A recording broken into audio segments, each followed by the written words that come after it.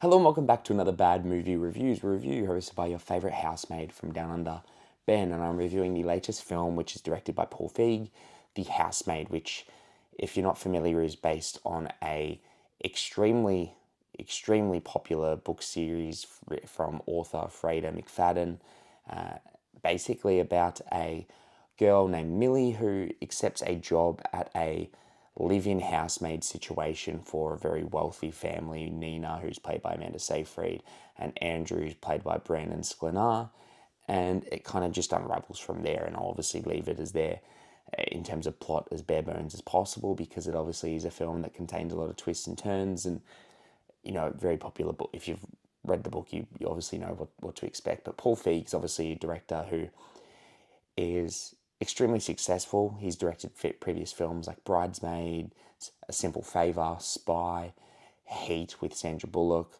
and obviously this now. And obviously it's a fair, variety of films, but it is a filmmaker that I think is really great when he leans into the comedy and really campy side of things. I'm a fan of a lot of his work. And this film, obviously, I'm not familiar with the book, to be honest. I haven't read the book and I've been meaning to. I've been told to read the series and I'm sure I would enjoy it. So I can't really comment, or if you're looking for someone to comment on the accuracy of the adaptation, unfortunately, I'm unable to give you that info. But I am obviously looking at from a perspective of someone who's not familiar, but going in to watch the film as the film without all that connection and wants to fulfill my desire of what's on that page. And I'm a mixed bag with this film, if I'm being fully honest, due to the fact that it is tonally a bit all over the place. Now, to chat about the direction, the film looks great. It's obviously in a very wealthy house, basically 99% of the time. So it always is nice to look at. And I think Paul Feig is a very good director. The film is far too long. I think it clocks in at 130 odd minutes or so. And it takes a really long time, in my opinion, to get going and to really, really have you invested in what's happening. It takes a while for potentially the plot to really dig its heels into these characters and what's essentially happening, and the backstory of some of these characters, what they're going through, and so on. And I really would have enjoyed this if Paul and even the cast really lent into either the campy side or even the funny side, or straight up your, Gone Girl type thriller. It's, one scene you'll get you really funny, but like you're not supposed to be laughing. It's kind of like amusing, but it's not. Or you're really campy, felt like your Lifetime, your Hallmark type movie at times, even though we don't really have Hallmark movies here. It's more daytime Lifetime movies in Australia. But I feel like I really would have benefited if it really lent into that.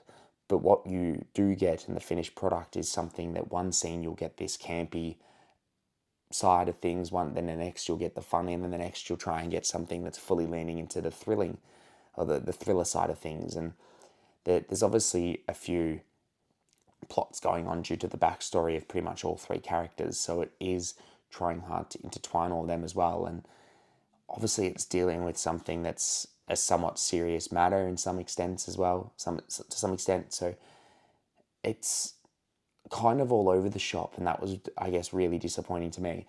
In terms of positives, I really liked Brandon Sklenar in the film. I thought Amanda Seyfried is by far and easy the best thing about the film. I thought she really kept me involved and really interested, because she gives a totally batshit performance. She goes fully over the top, and I mean that in the best way possible. Sydney Sweeney is a difficult one, because it does feel like she's acting in a completely different movie to everyone else. And I don't know if that's due to what is in the book, and that's probably the hard thing about coming from this angle, but just looking at the movie level of things, it does feel like she's acting in a different film, because Brennan Sklenar and Amanda Seyfried somewhat lean into that campy, over-the-top thing, and Sydney Sweeney's very down to earth in this role. It's interesting because it doesn't really feel like she's actually giving much of a performance, which is interesting to say, because, and I'll review this closer to its release date in Australia, but I have seen Christy and she is phenomenal in that. So I don't buy into the fact that, she's a bad actress, that that a lot of people say online and things like that, because I think she's really good in Euphoria, the TV show, obviously, where she somewhat became famous, but she's fantastic in Christie, and she's been good in some other roles as well. But this, I don't know if she was just the right choice based off what book material there is or what script material, but she just felt like she was a bit out of place. And overall, I really did enjoy the third act. The third act, obviously, is where things got a lot more interesting. It just unfortunately took a really long time to get there, in my opinion. And, all the supporting cast I thought were fine.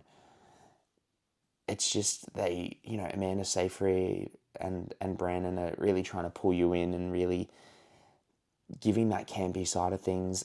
It just didn't really,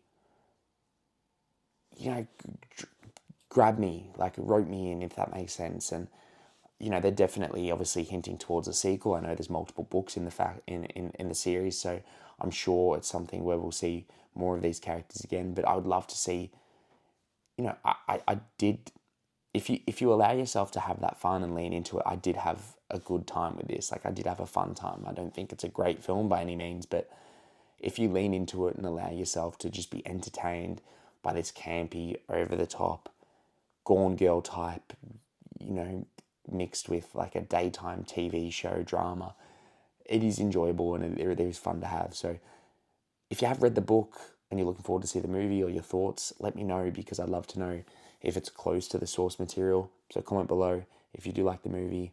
Give me your thoughts. Again, comment below, let me know what you think. If you like the review though, do give us a thumbs up, subscribe for more, and we'll catch you next time.